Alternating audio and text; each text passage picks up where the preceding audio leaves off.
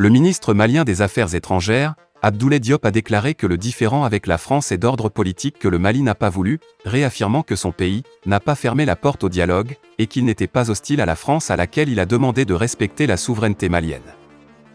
Salut les amis et bienvenue sur Malikoura TV. N'oubliez pas de vous abonner et d'activer la cloche de notification.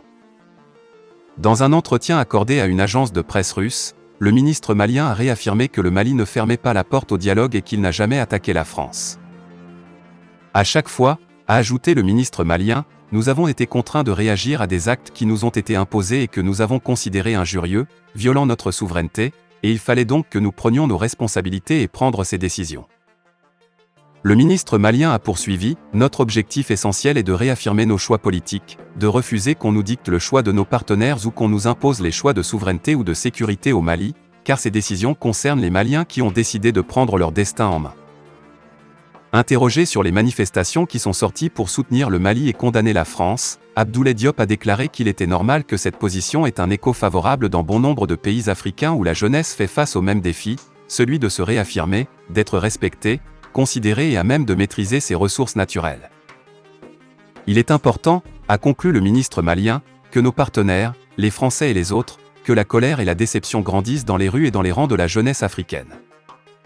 Dans un communiqué rendu public, le 19 mai 2022, le président en exercice du G5 Sahel, le général Mahama Idriss Déby Itno, président du Conseil militaire de transition, président de la République du Tchad, chef de l'État, dit avoir appris avec préoccupation par le biais d'un communiqué rendu public le 15 mai 2022, la décision du gouvernement de la République du Mali de se retirer de tous les organes et instances du G5 Sahel, y compris de la force conjointe.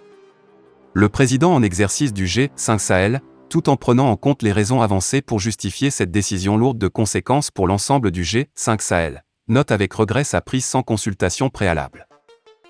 Il réitère son ferme engagement à tout mettre en œuvre pour préserver l'unité et la cohésion du G5 Sahel, un instrument de coopération irremplaçable en matière de mutualisation d'efforts, des moyens et d'actions de ses États membres face aux défis de développement et de sécurité, révèle le communiqué du G5 Sahel. Devant l'expansion du terrorisme qui ne cesse de s'étendre au-delà du Sahel pour toucher les pays côtiers de l'Afrique de l'Ouest, sans compter les fléaux sous-jacents comme la circulation illicite des armes et de la drogue, ainsi que le développement de la criminalité transnationale auxquels aucun des États sahéliens ne peut faire face seul, le président en exercice du G5 Sahel exhorte le gouvernement de la République du Mali à reconsidérer sa position pour permettre aux efforts en cours visant à apporter une solution à ces préoccupations à travers la tenue imminente d'une conférence des chefs d'État et de gouvernement dans le pays du siège. À cet égard, il tiendra à informer dans les tout prochains jours le gouvernement de la République du Mali des résultats de ces consultations en cours avec les autres chefs d'État et de gouvernement des pays membres. Le président en exercice remercie par avance le gouvernement de la République du Mali pour sa flexibilité et son aimable compréhension. Il rappelle à cet égard la responsabilité de chacun des États membres dans la préservation et la consolidation de stratégies communes mises en place pour protéger nos populations victimes des attaques barbares, les plongeant dans la désolation, les déplacements forcés et le dénuement total. L'heure est extrêmement grave pour laisser le G5 Sahel se disloquer. Il lance un vibrant appel à tous les États membres à conjuguer leurs efforts pour sauvegarder et renforcer le G5 Sahel, souligne le communiqué du G5 Sahel. La Chambre consulaire régionale de l'Union économique et monétaire ouest-africaine, CCRUMOA, dans le cadre de sa mission, adopte chaque année un plan d'action dont les activités sont mises en œuvre par les services administratifs, sous la supervision du bureau qui est chargé de l'administration et de l'institution. En ce sens, la deuxième réunion du bureau s'est tenue aujourd'hui dans un hôtel de la place. La Chambre consulaire régionale est le lieu privilégié de dialogue entre l'UEMOA et les principaux opérateurs économiques. Elle est organe consultatif, créé par le traité de l'Union, et est chargée de réaliser l'implication effective du secteur privé dans le processus d'intégration de l'UEMOA, déclare Daouda Coulibaly, le président de ladite chambre. À l'en croire, la Chambre consulaire régionale de l'Union économique et monétaire ouest-africaine tient des réunions tournantes dans les différents pays membres de l'UEMOA, afin que chacun puisse sentir cette union, cette intégration entre les hommes d'affaires de la communauté du secteur privé au sein de l'UEMOA.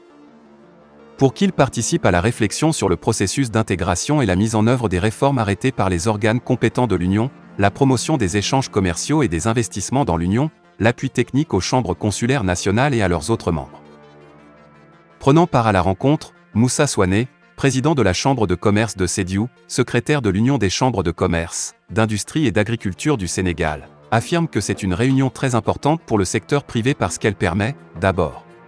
de réunir les secteurs privés, les communautaires, de trouver les gouvernants, les présidents, les ministres et autres et ainsi discuter sur la situation du secteur privé dans l'espace UEMOA. Elle réunit également les différents membres du bureau, du secteur privé et surtout les membres les plus en vue dans leur pays d'origine. Elle permet d'échanger avec les correspondants sur les questions communes, et ainsi voir ensemble comment aider à construire un partenariat intercommunautaire au sens de l'UEMOA. Néanmoins, des zones d'ombre subsistent, d'après le représentant de Seringboup.